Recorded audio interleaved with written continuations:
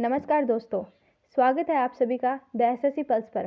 Polity की जो हमारी सीरीज चल रही थी, आज उसकी लास्ट क्लास है। तो जिसने भी आज से पहले की क्लासेस नहीं देखी हैं तो वो एक बार जाकर चैनल पर विजिट कर लीजिएगा। और जिनको भी इनकी पीडीएफ चाहिए तो डिस्क्रिप्शन बॉक्स में टेलीग्राम का लिंक मिल जाएगा, वहाँ पर जाकर पीडीएफ डाउनलोड कर लीजिएगा। तो स्टार्ट करते हैं आज की क्लास। क्या है आज का टॉपिक? महत्वपूर्ण संविधान संशोधन। तो स्टार्ट करते हैं आज का टॉपिक। उससे पहले होमवर्क क्वेश्चन देख लेते हैं। भारतीय संविधान की तीसरी अनुसूची में किसका शपथ पत्र शामिल नहीं है? ऑप्शन ए संघ के मंत्री, बी संसद के सदस्य, सी भारत के राष्ट्रपति या डी सर्वोच्च न्यायालय के न्यायाधीश। तो तीसरी अनुसूची में किसका शपथ पत्र नहीं है? भारत के राष्ट्रपति का। भारत के राष्ट्रपति का शपथ का प्रारूप किस अनुच्छेद में है? अनुच्छेद 60 में है। और जबकि संसद के मंत्री, संसद सदस्य, सर्वोच्च न्यायालय के न्यायाधीश, इनका शपथ का जो प्रारूप है वो किसमें वर्णन है? तीसरी अनुसूची में है। तो हो गया क्वेश्चन। अब स्टार्ट करते हैं आज का पहला क्वेश्चन। निम्नलिखित में से कौन सा अनुच्छेद भारतीय संविधान में संशोधन की प्रक्रिया को निर्दिष्ट करता है? यानी किस अनुच्छेद में संविधान संशोधन की प्रक्रिया है? ऑप्शन ए अनुच्छेद 368, बी अनुच्छेद 366 या सी अनुच्छेद 365 या डी अनुच्छेद 367। तो किस में संविधान की संशोधन की प्रक्रिया है? ऑप्शन ए अनुच्छेद 368।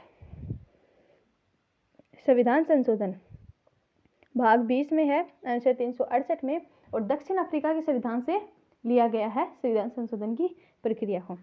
यद्यपि अनुच्छेद 368 के अंतर्गत संसद की संविधान में संशोधन करने की शक्ति का दायरा व्यापक है, किंतु वह असीमित नहीं है। संसद ऐसा कोई भी संशोधन नहीं कर सकती जिससे संविधान का मूल तत्व या उसका आधारभूत ढांचा नष्ट हो जाए। यानी अनुच्छेद 368 के तहत भारत के जो संसद है उसको संविधान में संशोधन करने की शक्ति प्राप्त है। यानी वो संशोधन किसी भी जो संविधान का किसी भी भाग है या प्रस्तावना है या मूल अधिकार है, किसी में भी संशोधन कर सकती है।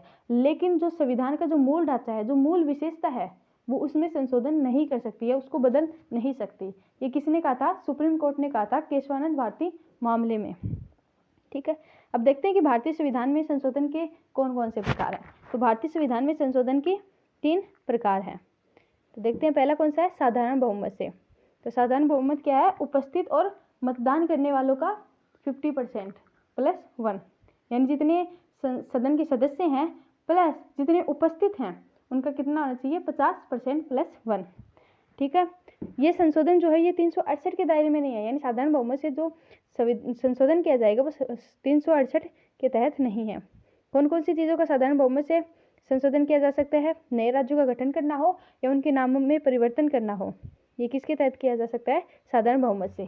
लेकिन अपने देश के किसी हिस्से को दूसरे देश को देना, ये साधारण बहुमत नहीं है।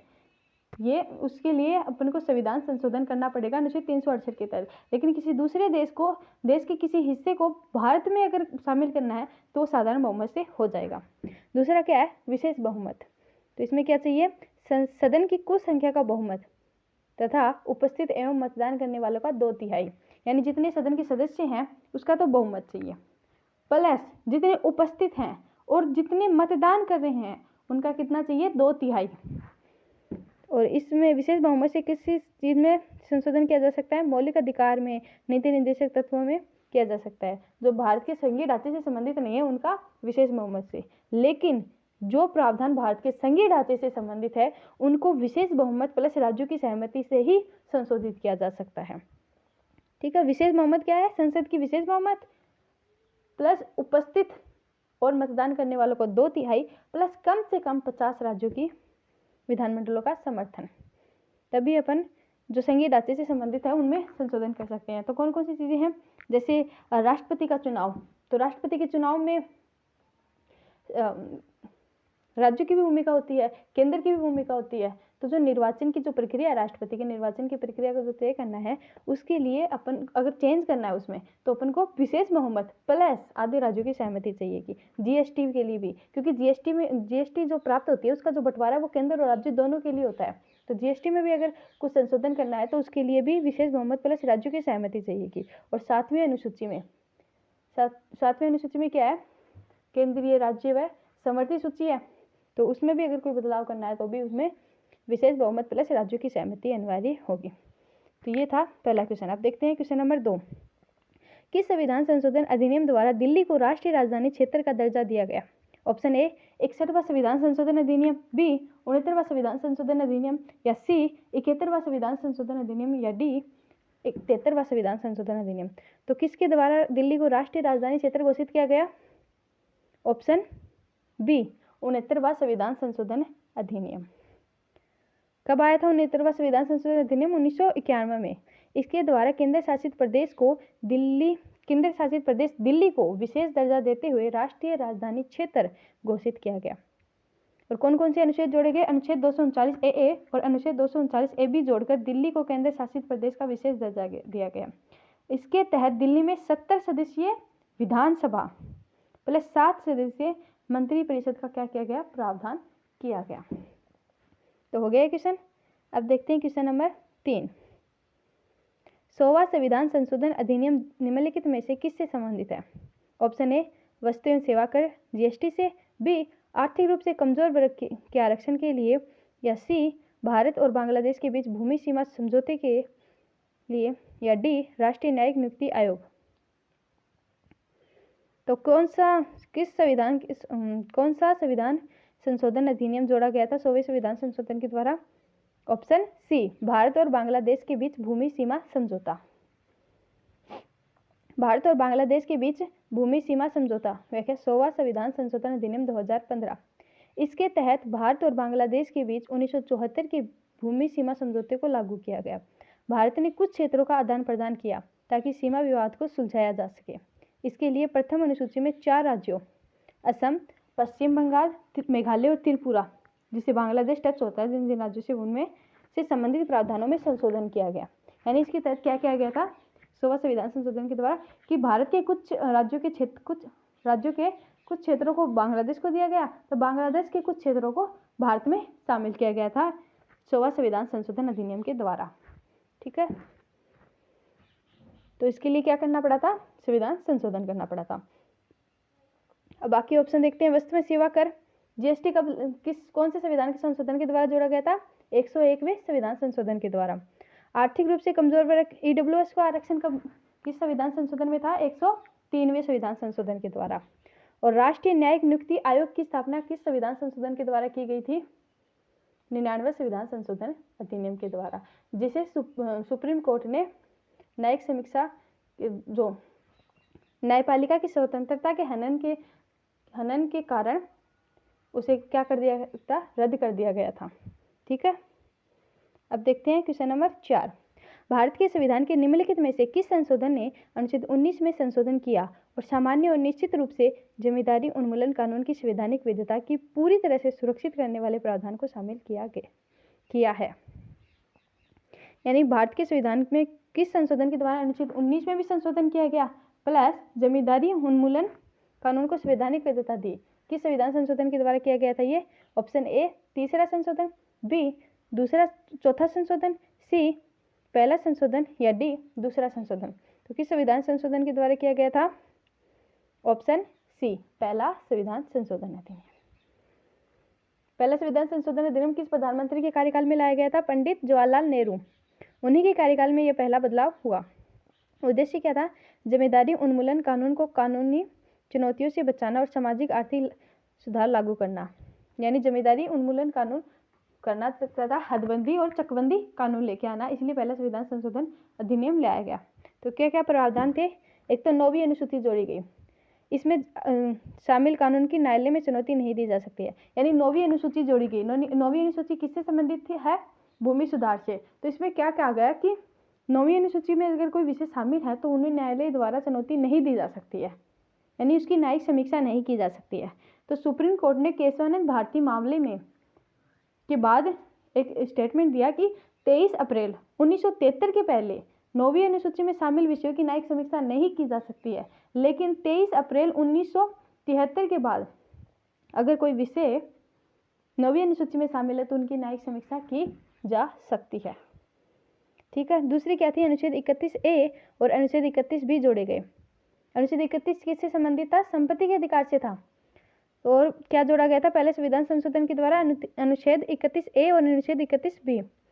सरकार को संपत्ति के अधिग्रहण और जमींदारी प्रथा खत्म करने के लिए करने की संवैधानिक शक्ति मिली थी। ठीक है। और तीसरा क्या जोड़ा गया था, अनुच्छेद 19(2) में बदलाव किया गया था। यानी भाषण की जो अभिव्यक्ति की स्वतंत्रता है 19 में, तो उसको 19(2) के तहत प्रतिबंधित लगाने का प्रावधान किया गया था। किसके द्वारा प्रतिबंध क्या लगाया जा सकता है कि अगर लोक व्यवस्था में उलझन हो रही है तो अभिव्यक्ति की स्वतंत्रता को प्रतिबंध लगा है। यानी लोक व्यवस्था में जो पब्लिक ऑर्डर है वो नहीं होनी चाहिए, यानी अराजकता नहीं फैलनी चाहिए, लोक व्यवस्था भंग नहीं होनी चाहिए। उसके आधार पर अभिव्यक्ति की स्वतंत्रता पर प्रतिबंध लगाया गया था। तो ये हो गया क्वेश्चन। अब देखते हैं क्वेश्चन नंबर 5 क्या है। 5, भारत के संविधान में निम्नलिखित में से कौन सा संशोधन भाषा के आधार पर भारतीय राज्यों के पुनर्गठन को संवैधानिक रूप से बदलने के प्राथमिक उद्देश्य के साथ पारित किया गया था। यानी राज्यों के पुनर्गठन का जो अधिनियम है वो किस संविधान संशोधन के द्वारा पारित किया गया था। ऑप्शन ए 4था संशोधन, बी 7वां संशोधन, या सी 6ठा संशोधन, या डी 10वां संशोधन। तो किसके द्वारा पारित किया गया था। ऑप्शन बी 7वां संविधान संशोधन अधिनियम। कब आया था 7वां संविधान संशोधन अधिनियम। 1956 में। प्रधानमंत्री कौन थे, जवाहरलाल नेहरू, और राष्ट्रपति थे डॉक्टर राजेंद्र प्रसाद। और इसका उद्देश्य क्या था, राज्यों का पुनर्गठन। अब देखते हैं कौन कौन से प्रावधान थे। एक तो था दूसरी अनुसूची में संशोधन। जो दूसरी अनुसूची थी ना, राष्ट्रपति उपराष्ट्रपति पीठासीन अधिकारियों के बारे में, उसमें क्या किया गया था, संशोधन किया गया था। और जो पहले 4 प्रकार के राज्य थे, राज्य क, ख, ग, घ थे, उनको समाप्त कर दिया गया था। उसकी जगह 14 राज्यों और 6 केंद्र शासित प्रदेशों का निर्माण किया गया था 7वें संविधान संशोधन के द्वारा। और क्या प्रावधान था 7वें संविधान संशोधन में, 2 या 2 से अधिक राज्यों के लिए एक ही उच्च न्यायालय की व्यवस्था। एक ही हाईकोर्ट, 2 या 2 से अधिक राज्यों के लिए क्या, एक ही हाईकोर्ट हो सकता है। ये किसमें थे, 7वें संविधान संशोधन अधिनियम के द्वारा। तो हो गया ये क्वेश्चन। अब देखते हैं क्वेश्चन नंबर 6। भारतीय संविधान के निम्नलिखित में से किस संशोधन ने घोषित किया कि संसद के पास अनुच्छेद 368 के तहत किसी भी मौलिक अधिकार को कम करने या हटाने की शक्ति है, और ऐसा अधिनियम अनुच्छेद 13 के तहत कानून नहीं होगा। तो किस संविधान संशोधन के द्वारा सरकार ने मतलब लोकसभा ने संसद ने ये अनुच्छेद पास किया कि संसद मौलिक अधिकार को कम कर सकती है या हटाने की भी सकती है, लेकिन ये जो प्रावधान है ये अनुच्छेद 13 का उल्लंघन नहीं है। तो किस संविधान संशोधन के द्वारा जोड़ा गया था ये। ऑप्शन ए 23वें संशोधन के द्वारा, बी 20वें संशोधन के द्वारा, या सी 28वें संशोधन के द्वारा, या डी 24वें संशोधन के द्वारा। तो किस में जोड़ा गया था ये, 24वें संविधान संशोधन के द्वारा। कौन था प्रधानमंत्री, इंदिरा गांधी। और 24वें संविधान संशोधन का उद्देश्य क्या था, संसद की संविधान संशोधन की शक्ति को न्यायिक समीक्षा के दायरे से बाहर करना। देखते हैं कि 24वें संविधान संशोधन में क्या क्या प्रावधान थे। संसद मूल अधिकारों सहित संविधान के किसी भी भाग में संशोधन कर सकती है। यानी संसद मूल अधिकारों सहित किसी भी भाग में संशोधन कर सकती है, और ये जो संशोधन किया जाएगा ये अनुच्छेद 13 के तहत विधि की परिभाषा में नहीं होगा, यानी इनकी न्यायिक समीक्षा नहीं की जा सकती। अनुच्छेद 13 में क्या है कि अगर कोई भी प्रावधान, कोई भी संविधान का कोई प्रावधान है, वो अगर उसका जो मूल ढांचे का या विधि का उल्लंघन करता है तो न्यायपालिका जो है उसकी न्यायिक समीक्षा कर सकती है, उस प्रावधान को हटा सकती है या रद्द कर सकती है। ठीक है। तो ये लेकिन 24वें संविधान संशोधन अधिनियम के द्वारा संसद ने प्रस्ताव पारित किया कि संसद जो है मूल अधिकारों सहित किसी भी भाग में संशोधन कर सकती है। और एक और क्या किया गया था कि संविधान संशोधन विधेयक पर राष्ट्रपति अपनी स्वीकृति देने के लिए बाध्य है, यानी राष्ट्रपति को स्वीकृति देनी ही पड़ेगी संविधान संशोधन विधेयक पर, वो मना नहीं कर सकता है।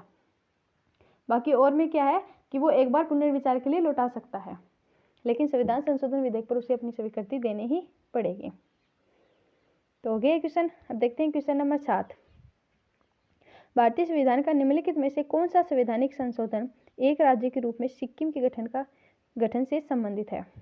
ऑप्शन ए 30वां संशोधन, बी 51वां संशोधन, सी 42वां संशोधन, या डी 36वां संशोधन। तो किस संविधान संशोधन के द्वारा सिक्किम में का प्रावधान है, सिक्किम से रिलेटेड कौन कौन से संविधान संशोधन हुए थे। ऑप्शन डी 36वां संविधान संशोधन अधिनियम। तो 35वीं और 36वीं संविधान संशोधन है वो किससे रिलेटेड है? सिक्किम के संबंध में प्रावधान करते हैं। 35वें संविधान संशोधन के माध्यम से सिक्किम को एक क्या बनाया गया था? संरक्षित राज्य बनाया गया था। और संविधान में 10वीं अनुसूची जोड़ी गई थी जो सिक्किम से रिलेटेड थी।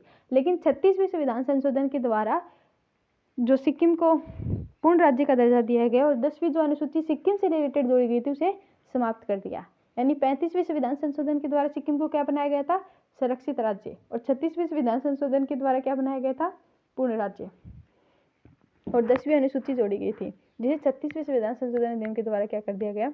समाप्त कर दिया गया। अब क्या है 10वीं अनुसूची में? दल बदल से संबंधित है। ठीक है। भारतीय संविधान के अनुच्छेद 371F में सिक्किम के लिए विशेष प्रावधान है। ये हमने कल देखा था, तो हो गए ये। अब देखते हैं next question number 8।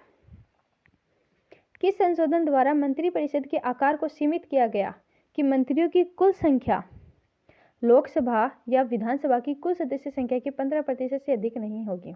Option A 91वां संशोधन, बी 92वां संशोधन, सी 93वां संशोधन या डी 97वां संशोधन। तो किसके द्वारा ये प्रावधान किया गया था कि मंत्रियों की कुल संख्या लोकसभा या जो राज्यों के लिए विधानसभा की कुल सदस्य का 15% से अधिक नहीं हो सकती है?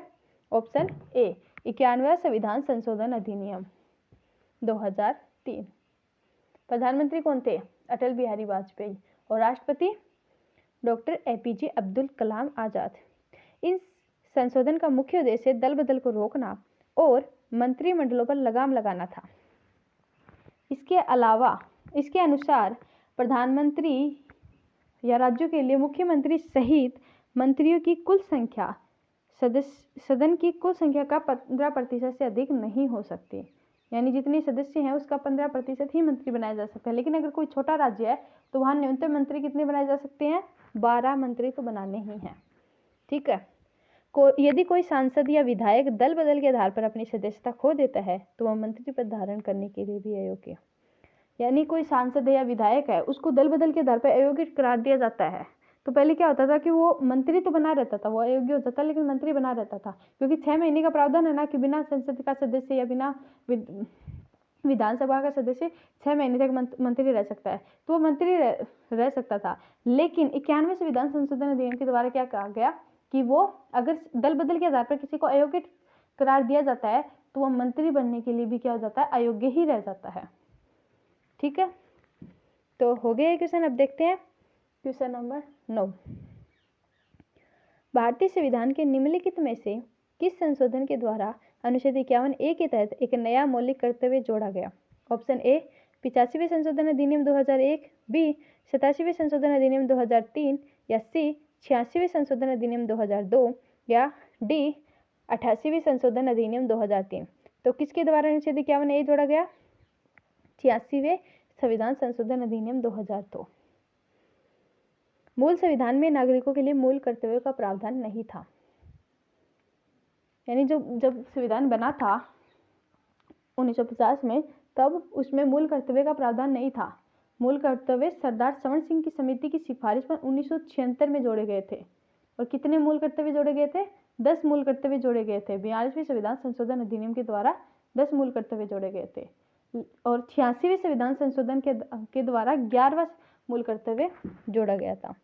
और ये किस देश के संविधान से प्रेरित है मूल कर्तव्य? रूस के संविधान से। ठीक है, सरदार स्वर्ण सिंह समिति की सिफारिश पर जोड़े गए थे मूल कर्तव्य। तो हो गए क्वेश्चन। अब देखते हैं क्वेश्चन नंबर 10। भारतीय संविधान के 42वें संविधान संशोधन के द्वारा निम्नलिखित में से कौन सा सिद्धांत शामिल किया गया था? ऑप्शन ए राज्यों को मुफ्त और अनिवार्य शिक्षा प्रदान करना चाहिए, या बी पर्यावरण की रक्षा और सुधार और वनों और वन्य जीवन की रक्षा करना, या सी सर्विस में या नौकरी में अनुसूचित जाति और जनजाति के लिए आरक्षण, या डी कृषि और पशुपालन को आधुनिक और वैज्ञानिक आधार पर संगठित करना। तो 42वें संविधान संशोधन के द्वारा कौन सा सिद्धांत जोड़ा गया था इनमें से? ऑप्शन बी पर्यावरण की रक्षा और सुधार और वनों के लिए वन्य जीवन की रक्षा करना। ये किस में जोड़ा गया था? 42वें संविधान संशोधन अधिनियम के द्वारा। 42वें संविधान संशोधन अधिनियम 1976 द्वारा संविधान में अनुच्छेद 48A जोड़ा गया, जो राज्यों को पर्यावरण के संरक्षण, संवर्धन और वन्य जीवों की रक्षा का निर्देश देता है। यानी 42वें संविधान संशोधन 1976 के द्वारा अनुच्छेद 48A जोड़ा गया था, जिसमें क्या प्रावधान है? पर्यावरणीय तथा वन्य जीवन का संरक्षण का प्रावधान है। अब देखते हैं और कौन कौन से नीति निर्देशक तत्व जोड़े गए थे 42वें संविधान संशोधन अधिनियम के द्वारा। एक तो जोड़ा गया था अनुच्छेद 39F, बालकों को स्वतंत्र और गरिमामय वातावरण में स्वच्छ विकास की अवसर देना। और दूसरा जोड़ा गया था अनुच्छेद 39A, गरीबों को समान अवसर के आधार पर न्याय और निःशुल्क विधिक सहायता। और 43A जोड़ा गया था उद्योगों के प्रबंधन में श्रमिकों की भागीदारी। तो कौन कौन से नीति निर्देशक तत्व जोड़े गए थे 42वें संविधान संशोधन के द्वारा? एक तो अनुच्छेद 48A, 39F, 39A और 43A, ये चार जो है नीति निर्देशक तत्व 42वें संविधान संशोधन अधिनियम के द्वारा जोड़े गए थे। 42वें संविधान संशोधन अधिनियम को क्या बोलते हैं? Mini constitution. ठीक है, हो गया क्वेश्चन। अब देखते हैं क्वेश्चन नंबर 11। किस संशोधन के द्वारा संपत्ति के अधिकार को मौलिक अधिकारों की सूची से हटाकर एक कानूनी अधिकार बनाया गया? ऑप्शन ए 42वां संशोधन, बी 44वां संशोधन, सी 46वां संशोधन या डी 48वां संशोधन। तो किसके द्वारा बनाया गया संपत्ति के अधिकार को एक नॉर्मल संवैधानिक अधिकार का? किस संविधान संशोधन के द्वारा बनाया गया? 44वें संविधान संशोधन अधिनियम, यानी ऑप्शन बी। 44वां संविधान संशोधन अधिनियम 1978 जनता पार्टी की सरकार द्वारा लाया गया और प्रधानमंत्री कौन थे? मोरारजी देसाई। इसने संपत्ति के अधिकार को अनुच्छेद 31 से हटाकर अनुच्छेद 301 के तहत एक विधिक अधिकार बना दिया गया। यानी पहले क्या था? अनुच्छेद 31 एक मूल अधिकार था जिसके हनन पर सुप्रीम कोर्ट में या हाई कोर्ट में जाया जा सकता था, लेकिन 44वें संविधान संशोधन के द्वारा क्या बना दिया गया? इसे विधिक अधिकार बना दिया गया। क्योंकि पहले क्या था कि सरकार जो है अमीर या जमींदारों से जो जमीन लेकर या अमीर थे जिनके पास बहुत सारी जमीन थी, उनके लेकर जब गरीबों को या जिनकी भूमि उनको जमीन दे रहे थे, तो ये जो जमींदार थे ये मूल अधिकारों के हनन के लिए अनुच्छेद 32 के तहत कहाँ चले जाते थे? सुप्रीम कोर्ट चले जाते थे या फिर हाई कोर्ट चले जाते थे। इसलिए 44वें संविधान संशोधन के द्वारा अनुच्छेद 31 को क्या बना दिया गया? विधिक अधिकार, और उसे अनुच्छेद 300A में जोड़ दिया गया। ठीक है, हो गया क्वेश्चन। अब देखते हैं क्वेश्चन नंबर 12 क्या है? भारतीय संविधान के 89वें संशोधन अधिनियम 2003 ने निम्नलिखित में से किस आयोग की स्थापना की थी? ऑप्शन ए भारतीय प्रतिस्पर्धा आयोग, बी पिछड़े वर्ग के लिए राष्ट्रीय आयोग, या सी राष्ट्रीय अनुसूचित जनजाति आयोग, या डी राष्ट्रीय महिला आयोग। तो ये क्वेश्चन हमने पहले भी किया था। तो 89वें संविधान संशोधन अधिनियम 2003 के द्वारा कौन सा आयोग जोड़ा गया था? राष्ट्रीय अनुसूचित जनजाति आयोग, यानी ऑप्शन नंबर सी। 89वां संविधान संशोधन अधिनियम 2003 के द्वारा भारतीय संविधान के अनुच्छेद 338 क में क को जोड़कर अनुसूचित जनजाति के लिए पृथक आयोग की स्थापना का प्रावधान किया गया था। यानी 65वें संविधान संशोधन के द्वारा अनुसूचित जाति और जनजाति के लिए एक ही आयोग बनाया गया था 338 के तहत, लेकिन 89वें संविधान संशोधन के द्वारा 338 क को जोड़कर जनजाति आयोग अलग बना दिया गया और जाति आयोग अलग बना दिया गया। ठीक है, मूल संविधान में क्या था? मूल संविधान में ये दोनों ही आयोग नहीं थे बल्कि एक विशेष अधिकारी था इनसे रिलेटेड।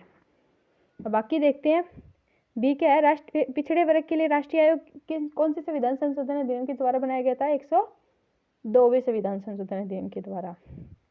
ठीक है, और ये जो राष्ट्रीय महिला आयोग है ये एक संवैधानिक निकाय नहीं है। ठीक है, ये एक शाब्दिक निकाय है, यानी कानून के द्वारा बनाया गया है। तो हो गया 12 का। अब देखते हैं क्वेश्चन नंबर 13। भारतीय संविधान के निम्नलिखित प्रावधानों में से कौन सा प्रावधान संसद के साधारण बहुमत द्वारा संशोधित किया जा सकता है? ऑप्शन ए 7वीं अनुसूची की कोई भी सूची, बी संसद की गणपूर्ति, या सी मौलिक अधिकार, या डी राष्ट्रपति का निर्वाचन और उसकी प्रक्रिया। तो ये भी हमने पहले क्वेश्चन में देखा था। तो क्या होगा इसका राइट आंसर? साधारण बहुमत से कौन सा कर सकते हैं? संसद के गणपूर्ति, क्या यानी ऑप्शन बी।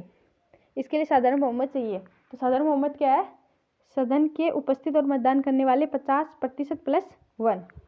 अब देखते हैं गणपूर्ति क्या होता है।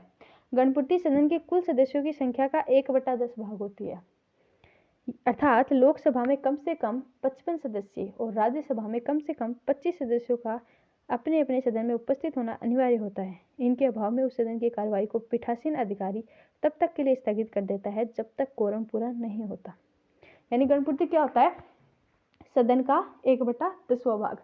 यानी अगर सदन के 1/10 भाग भी सदन में 1/10 भाग भी उपस्थित नहीं है तो पीठासीन अधिकारी तब तक के लिए उस सदन को स्थगित कर सकता है जब तक कि उसका कोरम पूरा नहीं हो जाता। तो ये कोरम का जो प्रावधान है किसके तहत है? साधारण बहुमत के तहत है। अगर इसको कुछ बदलाव करना होगा तो ये किसके तहत किया जा सकता है? साधारण बहुमत से।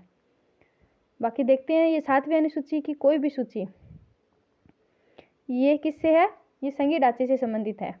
तो इसमें साधारण बहुमत प्लस आधे राज्यों की सहमति। मौलिक अधिकार में विशेष बहुमति चाहिए, मतलब 7वीं अनुसूची में क्या कैसे होगा? विशेष बहुमत प्लस आधे राज्यों की सहमति। और सी में मौलिक अधिकारों में क्या होगा? विशेष बहुमत की अनुमति। और राष्ट्रपति के निर्वाचन और उसकी प्रक्रिया ये भी संघीय ढांचे से संबंधित है। तो इसमें भी क्या चाहिए? विशेष बहुमत प्लस आधे राज्यों की सहमति। तो हो गए आज की क्वेश्चन। अब देखते हैं आज का होमवर्क क्वेश्चन क्या है कि संविधान संशोधन अधिनियम द्वारा मतदान की आयु को 21 वर्ष से घटाकर 18 वर्ष कर दिया गया। ऑप्शन ए 42वां संविधान संशोधन, बी 44वां संशोधन, या सी 61वां संशोधन, या डी 73वां संशोधन। तो ये क्वेश्चन हमने पहले भी कर लिया है, इसे आप जरूर बताना। इसका आंसर कमेंट बॉक्स में जरूर देना। आपको क्लास कैसी लगी ये भी बताइए, और लाइक कीजिए, अपने दोस्तों के साथ शेयर कीजिए और सब्सक्राइब कीजिए ताकि हमें भी इस सीरीज़ को आगे बढ़ाने का मोटिवेशन मिलता रहे। और इसी के साथ पॉलिटी की हमारी क्लास कंप्लीट होती है। अब नेक्स्ट क्लास से हम स्टार्ट करेंगे हिस्ट्री। तब तक के लिए जय हिंद, जय भारत।